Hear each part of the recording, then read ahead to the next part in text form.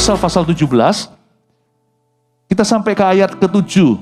2 ibadah tadi saya hanya bisa cover 6 ayat saja. Semoga saya bisa cover lebih banyak. Langsung aja kita akan bahas, oke? Ayat 7, Amsal 17, kita baca bersama-sama dulu setiap permulaan ayat. 2, 3, orang bebal tidak layak mengucapkan kata-kata yang bagus. Apalagi orang mulia mengucapkan kata-kata dusta. Baca dengan keras bersama-sama, 1, 2, 3. Orang bebal tidak layak mengucapkan kata-kata yang bagus. Apalagi orang mulia mengucapkan kata-kata dusta. Cara membaca Amsal adalah kita harus memamabiak. Baca itu dalam pikiran kita setelah membacanya, merenungkannya, belum dapat banyak, kita muntahkan. Lalu kita telan lagi, muntahkan lagi. Nanti kita akan dapat banyak sekali tuntunan. Amsal ini dahsyat. Karena dia punya tuntunan bukan tentang kehidupan kita seumur hidup, tapi langkah demi langkah. Setiap langkah dibahas detil. Segala sesuatu yang kita alami dan akan alami dan hadapi, semua itu ada manualnya di Amsal. Bayangin, sampai cara makan aja. Tuhan berfirman, taruh pisau di lehermu kalau makan sama pejabat. Jangan inginkan makanannya, karena ada deal lebih besar yang akan terjadi. Dan kemungkinan berurusan dengan mengubah kehidupan seseorang. Jadi, saya kasih contoh, kitab Amsal itu begitu. Karena itu mari kita cintai firman setiap buku, tanpa kecuali Amsal yang sifatnya poetis, sajak, seperti hanyalah kiasan. Padahal sebenarnya ini tuntunan. Kita lihat lagi ayat 7 saya baca sekarang. Orang bebal gak layak mengucapkan kata-kata yang bagus. Apalagi orang mulia mengucapkan kata-kata dusta. Orang bebal gak boleh mengucapkan kata-kata yang bagus. Ini bukan panggilan untuk kita fasih lidah. Ini ayat relevan untuk semua karena ini firman Tuhan. Ayat 7 berbicara tentang kita. Kata-kata yang bagus itu gak ada hubungannya dengan eloquence. Atau kemampuan untuk berceramah, atau menata kalimat-kalimat yang indah. Bukan. Kata-kata yang bagus di sini berbicara tentang komitmen orang benar untuk selalu mengucapkan kata-kata yang bagus di telinga Tuhan. Oke? Ini bukan rangkaian kata-kata. Ini bukan menyusun puisi. Kata-kata bagus adalah komitmen sederhana. Everybody can do. Setiap orang bisa. Saya kasih pengertian-pengertian kata-kata bagus itu apa? Yang pasti kata-kata yang keluar dari mulut kita, minimalisnya harus memuliakan Allah. Semua yang benar, semua yang mulia, adil, kudus, dan yang manis. Pikirkan semua itu, lalu katakan. Harus memuliakan Allah. Sebelum Anda mengucapkan suatu kata, apalagi kalimat, ingat. Pikir begini, apakah kata-kataku ini menista Roh Kudus atau menyukakan hatinya? Apakah kata-kata saya ini memuliakan Allah atau tidak? Tapi Pastor Philip, masa setiap kata-kata kita pikirkan? Enggak kok. Otak kita enggak bisa mencerna setiap kata-kata. Tapi hati kita itu bisa menimbang. Jadi kalau kita ngomong sesuatu, tiba-tiba enggak seret di hati. Stop. Stop segera atau stop dulu. Otak kita enggak bisa terus mikirkan setiap kata, apalagi setiap huruf. Tapi hati kita ini bisa. Roh kita ini kuasa. Nurani kita itu bersih. Jadi nurani kita itu bisa menggiring. Selama kita itu bergerak di dalam framework atau di dalam batas-batas nurani, nggak apa-apa kita salah berkata-kata. Tapi jangan langgar nuranimu lewat mulutmu. Karena hidup mati dikuasai lidah. Artinya, kalau kita punya komitmen perkataan kita memuliakan Allah, nanti Anda akan lihat ya, akan ada berkat-berkat Tuhan karena komitmenmu itu. Bukan diiming-imingi nih. Ternyata kata dan kalimat yang muncul dari mulut orang percaya itu bisa membawa hidupnya jauh. Dalam bisnis, dalam pelayanan, dalam hidup, dalam kehidupan, di dalam pacaran, dalam pernikahan, dalam membesarkan anak. It will take you far. No, your words will take you far. Kata dan kalimat yang keluar dari mulutmu dan mulutku itu akan membawamu jauh ke dalam destruction, kehancuran, atau jauh ke dalam construction atau pembangunan. Believe in your words, that your words have power. Percayalah dalam kata-katamu. Apalagi jikalau kata-katamu adalah firman, karena kata-kata itu akan membawamu jauh. Ada kuasa dalam perkataan, minimal harus memuliakan Allah. Lalu kalau bisa, jadi berkat buat orang lain sekalian. Selain memuliakan Tuhan itu kan positif negatifnya. Tanya lagi satu step forward atau satu langkah lebih lanjut. Kata-kataku ini jadi berkat gak buat orang lain ya? Ini buat orang lain jadi merasa lebih percaya diri, atau lebih positif, membuat orang lain lebih holy, membuat orang lain lebih dekat sama Tuhan, atau minimal membuat mereka itu merasa senang. Jadi gak ada salahnya dengan menyenangkan orang dengan kata-kata asal kita bukan penjilat. Kalau penjilat juga orang yang pinter tahu kok. This guy is not sincere, orang ini gak tulus. Kita ngerti lah, kita gak gampang dibohongi kok. Orang gila aja gak gampang dibohongin, bener. Asal hati kita waras ya, kita tahu kok orang ini gak tulus. Tetapi apa salahnya sih? Kadang-kadang saya itu sudah membiasakan diri, saya punya sebuah kebiasaan baik yang saya akan terus pupuk dalam hidup ini. I want to use my mouth to make other people, not to please others, bukan untuk menyenangkan mereka, tapi membuat orang lain senang. Tidak berarti dengan demikian saya memberitahu mereka apa yang telinga mereka ingin dengarkan. No.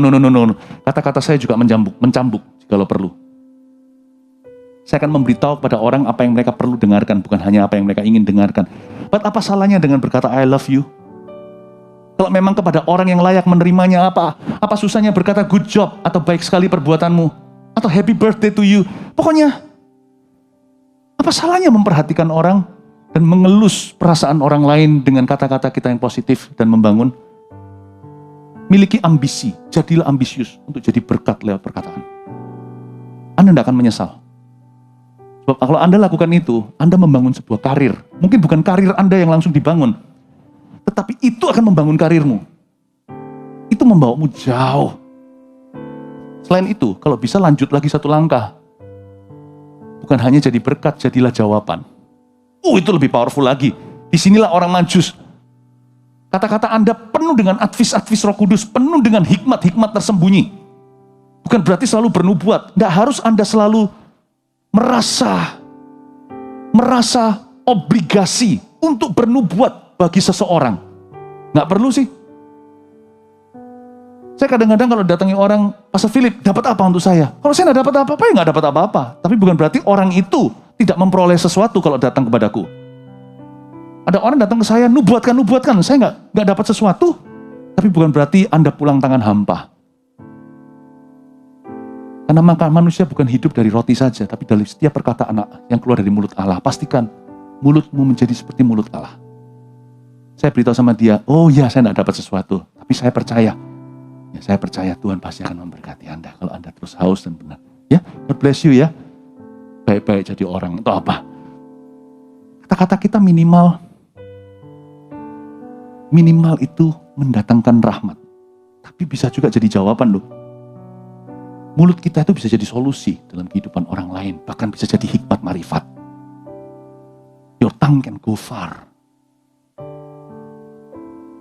Latih ini. Latihin. Udah gak usah kuasai hidup. Kuasai lidah aja. Lidahmu yang akan menguasai hidupmu. Amin Bapak Ibu. Orang bebal gak layak mengucapkan kata-kata yang bagus. Apalagi orang mulia mengucapkan kata-kata dusta. Orang mulia mengucapkan kata dusta. Gak ada yang lebih memualkan atau memuakkan daripada melihat seorang figur politikus contohnya. Lalu dia berdusta, berbohong. Dia ngomong A, kelakuannya B. Atau pendeta contohnya. Khotbahnya begitu, kelakuannya beda. Atau papa mama, gak usah jauh-jauh, orang tua. Wah papa ngomongnya begitu. Tapi kelakuannya di rumah. Kenapa banyak manusia itu dibenci oleh sesamanya? Kenapa menimbulkan ilfil atau perasaan gak enak di hati seseorang? Apa yang membuat orang hilang respect dengan seseorang? Ya itu dia. Gak layak orang mulia. Orang mulia ini bukan mulia hatinya. Buktinya dia berdusta. Mulia posisinya. Jadi jangan kejar promosi, kejar quality. Sebab nanti promosi dari Tuhan, kalau terjadi, jikalau Anda tidak punya quality, orang-orang akan muak di bawah pemerintahan dan kepemimpinanmu. Tak terkecuali anak-anakmu sendiri. Karena itu ajari anak-anak kita di rumah. Yang nomor satu itu character building di rumah tangga kita. Saya banyak bicara tadi, bahas di 1-2 ibadah. Nanti dengarkan sendiri. Character building number 1. Itu jangan serahkan ke sekolah. Sekolah itu hanyalah tambahan. Serahkan ke rumah tangga. Karena character building itu first of all, pertama-tama di dalam keluarga. Itulah sebabnya goal kita itu jangan begini. Supaya anakku sukses suatu hari. Itu iya. Goal kita itu adalah, kalau dia sukses, dia bisa tetap sukses nggak di atas sana? Jangan ragu lagi, jangan doa anakku sukses. Sebab kalau Anda sungguh-sungguh, kalau Anda rajin, kalau Anda itu mengikut Kristus, buah jatuh nggak jauh dari pohonnya. Never pray for the success of your child. Jangan doa untuk suksesnya anak-anak Anda. Seolah-olah Anda nggak yakin kalau mereka akan sukses. Saya nggak pernah doa waktu istri saya hamil. Tuhan, aku berseru-seru, buat nanti istri saya melahirkan manusia, bukan kera. Saya nggak usah doa. Itu DNA-nya papa mamanya. Saya manusia, istri saya manusia, lahirnya pasti manusia, bukan kera. Ngapain didoakan? Suksesnya anak saya, enggak saya doakan. They will definitely be successful. Pasti. Doakan ini aja. Nanti waktu mereka jadi orang sukses, will they stay successful? Will they stay faithful? Visi itu harus lebih tinggi, jangan targetkan bulan, nanti makan terang bulan. Targetkan matahari, mungkin Anda bisa mendarat transit di bulan dulu. Sukses itu hanya bulan. Stay successful. Jadi terkenal itu sebentar. Apalagi zaman media sekarang. Langsung viral. Bisa nggak di situ 10 tahun? Bisa nggak di atas 25 tahun? Dibutuhkan sedikit keberuntungan atau karisma untuk naik ke atas sana. Dibutuhkan karakter yang ditempa seperti emas yang teruji, tetap di situ puluhan tahun kemudian. Anak rohani, anak buah, anak kandung, semua yang kami anakkan, satu persatu target kami bukan mereka sukses dan berhasil, tapi mereka tetap menjadi kepala, bukan menjadi ekor. Staying successful, itu target kami, target saya juga untuk jemaat. Saya kasih khotbah begini, bukan untuk otak-atik permukaan, kasih Anda tips gimana berhasil dalam pekerjaan. No. Tugas saya sebagai hamba Tuhan adalah mencetak umat yang layak bagi Tuhan. Orang-orang yang suksesnya dari dalam, quality speaking, kualitas berbicara. Amin Bapak Ibu Saudara. Orang mulia tidak boleh mengucapkan kata-kata dusta. Itulah sebabnya hukuman mati dalam keluarga saya. Nggak ada hukuman mati. Tapi istilah saja adalah berdusta. Saya ngomong sama anak-anak saya dari kecil, ini sebagai peraturan atau bukan, sebagai sebuah norma dalam keluarga kami. Segala macam dosa bisa ditoleransi, bukan berarti tidak ditanggulangi. Di keluarga kita, di ibadah sebelumnya tadi saya jelaskan, kalau ada yang membayar harga yang salah atau mencoba tidak membayar harga jadi orang benar, saya pasti akan charge. Saya tidak akan izinkan anak saya mencuri apa-apa di rumah kami. Mencuri kekudusan, mencuri tanggung jawab, tidak akan. Bukan berarti dikontrol CCTV, enggak. Tapi hubungan kami terbuka, jadi kalau ada salah pasti mereka tidak bisa lari. Cepat lambat mereka harus dealing dengan mami daddy. Dengan kasih tentunya. Right? Jadi waktu saya bilang bisa ditoleransi bukan berarti dibiarkan loh ya. Kalau kita mendidik anak, kalau kita punya anak, makanya orang zaman dulu itu betul sekali kalau anaknya liar disebut anak yang kurang ajar. Jadi yang disalahkan papa mamanya kurang ajari. Mungkin ada benernya, mungkin ada betulnya tuh. Nggak melulu sih, nggak bisa semua dipukul rata. Saya tahu ada perkecualian juga. Namun di dalam keluarga saya, segala kesalahan bisa ditoleransi sekalipun kami tanggulangi. Ada satu itu hukumnya hukuman mati. Bukan berarti akan dibunuh anaknya, enggak. Saya bilang I'm gonna make you really miserable if you do this. If not I, kalau bukan daddy, kalau bukan papanya, my God will make it so miserable for you. Saya sangat anti dengan ini. Kalau mereka bohongi papa mama. Kamu bisa datang dan berkata, Pak, aku pecahkan kaca. Bahkan lebih ngeri dari itu, semoga enggak dalam nama Yesus. Makanya dididik dengan benar supaya mereka jangan lari dari jalan kebenaran. Tapi satu hal yang gua nggak mau tahu, if you lie to me, that's it. And I do not know you. Who are you? Sebab orang yang berdusta sudah menjadi anak setan langsung karena dia adalah bapak dusta.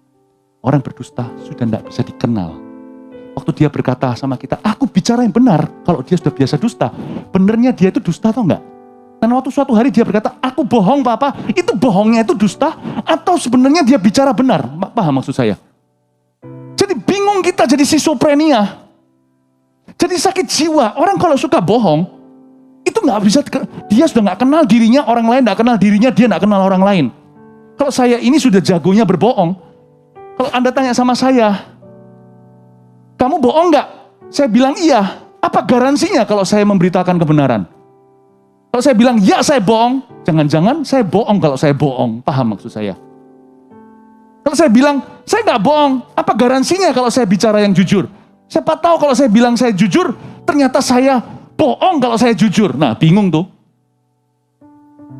Lama-lama gila. Saya bilang sama anak-anak saya, satu hal tidak ditoleransi di rumah Papa. Lying. Lebih baik datang dengan air mata dan berkata, Pak, I was wrong. Aku salah. Kenapa begitu? Kenapa saya keras di hal ini? Karena saya tidak mau mencetak orang mulia yang nanti membuat orang-orang muak dengan dustanya. Tugasku bukan mencetak presiden. Tugas saya sebagai ayah bukan mencetak pendeta. Tugas saya sebagai papa bukan mencetak CEO, bukan mencetak konglomerat, bukan mencetak artis. Tugas saya mencetak orang jujur. Udah, lu jadi artis, pendeta, mau jadi CEO, mau jadi presiden, itu shira let God's will be done. Biarkan kehendak Tuhan yang jadi. Tugasku dari Roh Kudus cuma satu, mencetak keturunan jujur. Number one virus yang saya lawan itu bukan corona, tapi dusta dalam keluarga. Anda boleh tiru ini, silakan. Dalam kerajaan Allah tidak ada copyright, tapi adanya cuma right to copy. Tapi bukan berarti keras loh ya. Saya tampaknya tegas, tapi sebenarnya saya sebagai ayah, saya cukup lucu jadi papa. Ini ngaku-ngaku, ini anak saya ada di sini. Anak-anak dekat sama saya. Tapi mereka tahu, papanya jadi singa Yehuda kalau ada dusta. Tapi jadi gembala kalau mereka salah. Terapkan ini. Kita kerjasama untuk anak-anak Anda. I need your help to raise your children. Gereja membutuhkan pertolongan Anda untuk membesarkan anak-anakmu. Fight with me. The spirit of Satan. Roh setan. Saya juga nggak bisa, dalam pekerja juga sama. Lebih baik pekerja staf saya ngomong apa adanya. Tapi sekali bujuk gitu ya, orang Surabaya bilang kalau sekali bohong, habis sudah. That's it, I cannot trust you anymore.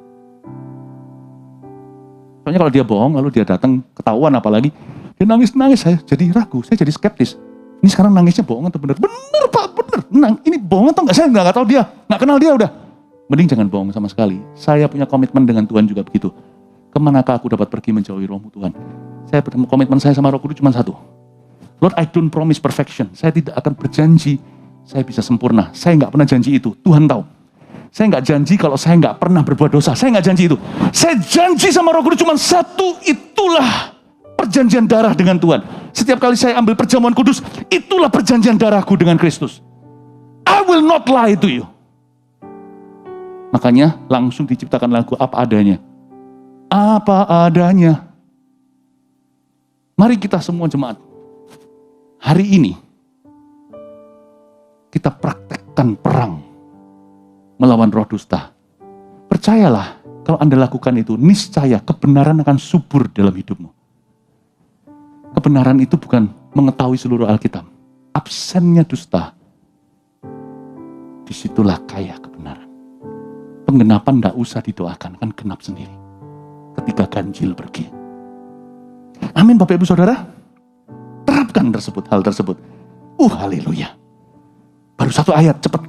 Kita lihat ayat 8 sekarang. Hadiah suapan adalah seperti mestika di mata yang memberinya. Kemana juga ia memalingkan muka, ia beruntung. Nah yang kayak gini tuh loh, ayat gini ini repot. Ini dihalalkan atau tidak? Kita baca sama-sama ayat 8, 1, 2, 3. Hadiah suapan adalah seperti mestika di mata yang memberinya. Kemana juga ia memalingkan muka, ia beruntung.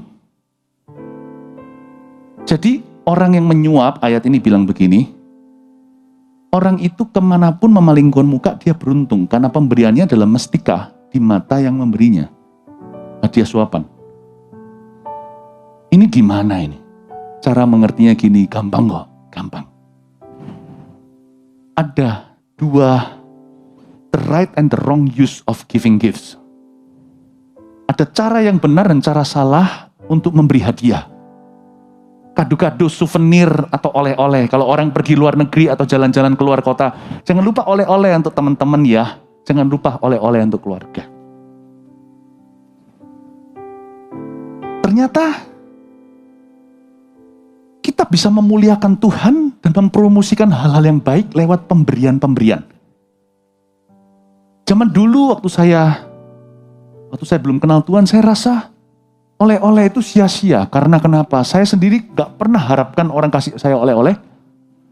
Dan saya juga gak pernah kepingin kasih orang oleh-oleh. Saya dulu itu individualistis sekali sebelum saya bertobat ya. Gak bisa salahkan. Dari kecil saya itu sekolah di luar negeri sendiri. Jadi I take care of me. Oke. You don't mind my business, I don't mind yours.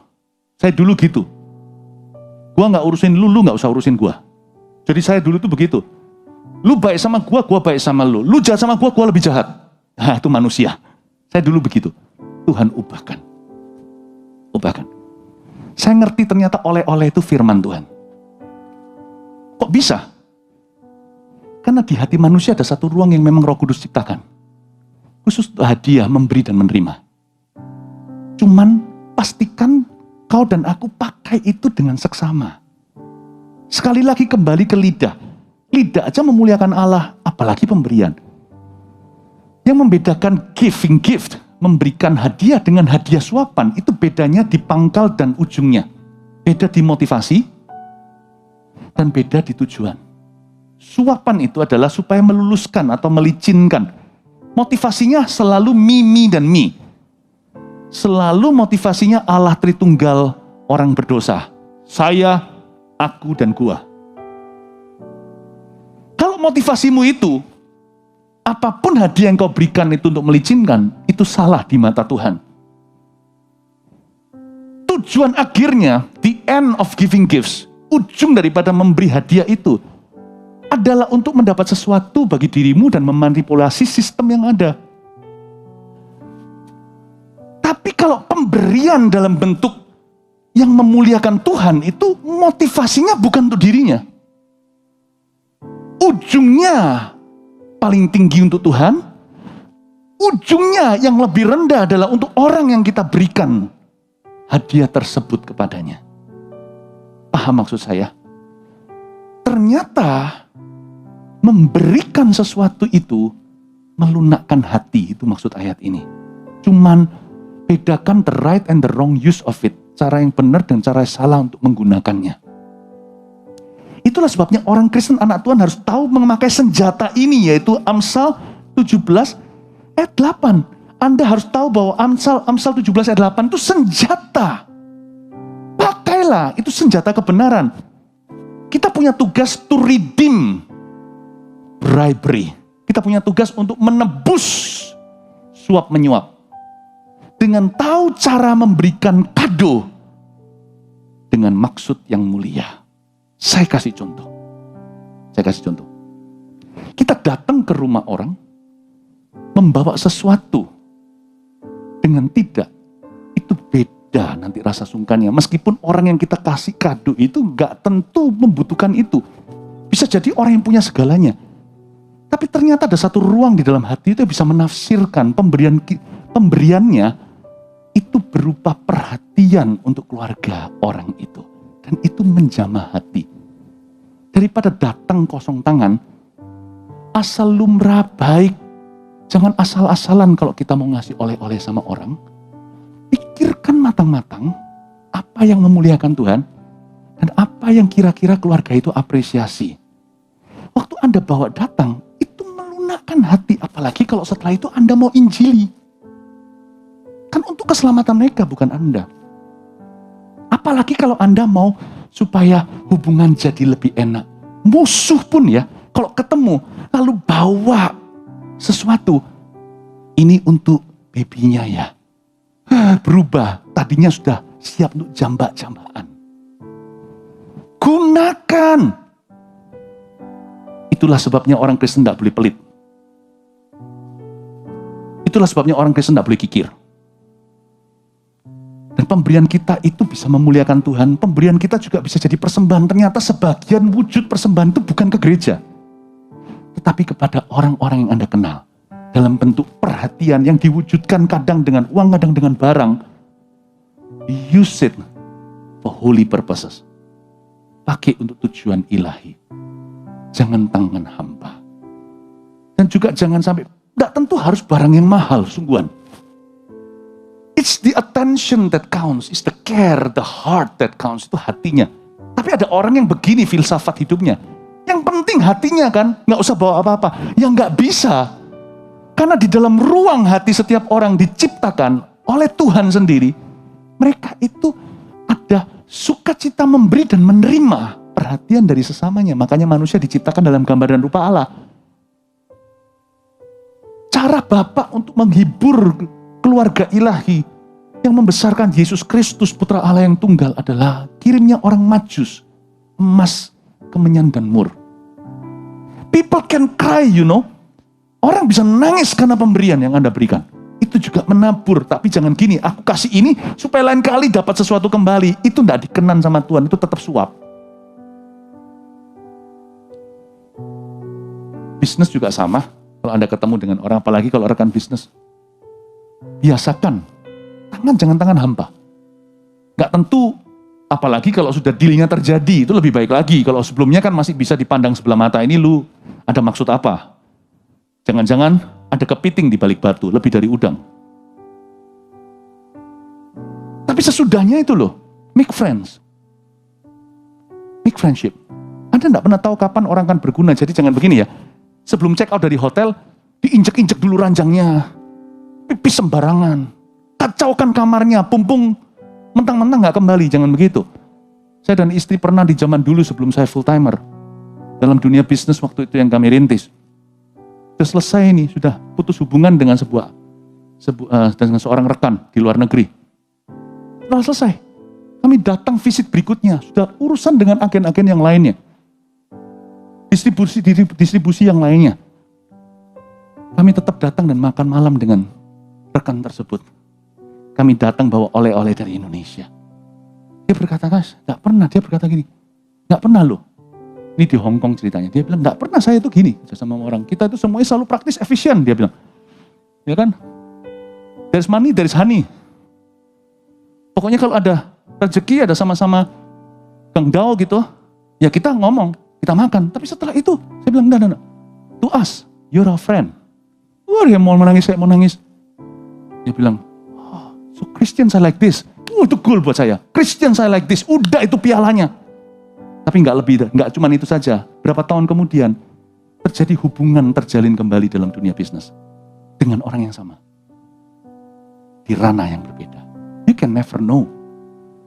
Alkitab mengatakan kemanapun dia memalingkan mukanya, dia mengalami keuntungan. Jangan pelit jadi orang. Amin. Amin. Saya ngomong gini itu dengan hati murni ya. Jangan terus kirim oleh-oleh ke saya enggak mau. OGR lagi. Bukan itu maksud saya. Pengkhotbah, kalau khotbah itu kan susah. Motivasinya apa? Gua enggak ada, saya enggak ada motivasi apa-apa sama Anda. Sungguhan. Saya punya satu motivasi untuk hidupmu. Saya mau lihat Anda sukses karena mempraktekkan firman Tuhan. Nanti lihat, yang meraup keuntungan adalah dirimu sendiri. At least paling tidak orang berkata, oh jadi orang Kristen itu seperti itu. Oh kalau seperti itu, upahmu besar di surga. Nggak usah raup apa-apa, nggak usah kembali terjalin hubungan. It's okay, itu aja lebih dari cukup. Itu aja sudah sanggup kita berkata segenap hati, haleluya. Aku telah selesaikan misiku.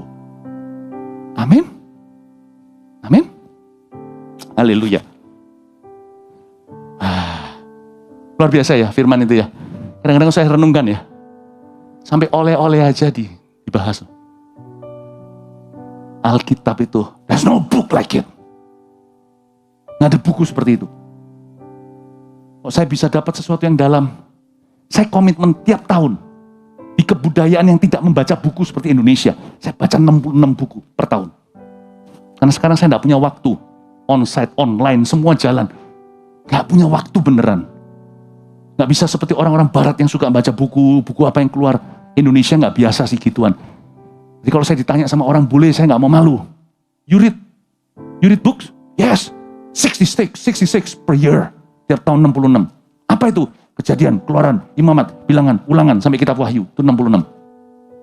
Baca ulang-ulang mama biak, telan muntah-muntah telan. Saya ngerti Tuhan bicara segala sesuatu di hidup. Oleh-oleh pun disinggung. Oh, how powerful the word of God is. I want to see Jesus.